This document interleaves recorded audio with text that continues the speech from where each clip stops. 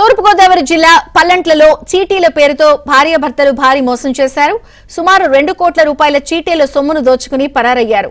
పల్లంట్ల గ్రామంలో కిరాణా షాప్ నడుపుతున్న కొనకళ్ల శ్రీనివాసరావు, అతడి భార్య పార్వతి వ్యవసాయ పనులు చేసుకునే మహిళల వద్ద చీటీల పేరుతో డబ్బులు వసూలు చేశారు.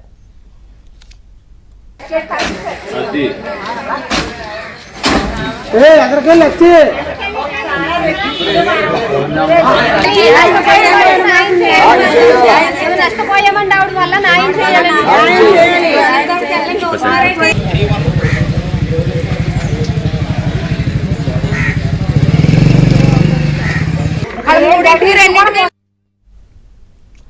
తమకు చీటీల సొమ్ము చెల్లించాలి అంటూ స్థానికులు భార్యాభర్తలపై ఒత్తిడి తేవడం ప్రారంభించారు. దీంతో వారు అందరికీ డబ్బులిస్తానని పంచాయతీలో ఒప్పుకుని అర్ధరాత్రి సమయంలో ఇంటికి తాళం వేసి పరారయ్యారు. చీటీలు వేసిన శ్రీనివాసరావు, పార్వతీల ఇంటి వద్ద మహిళలు ఆందోళన చేశారు.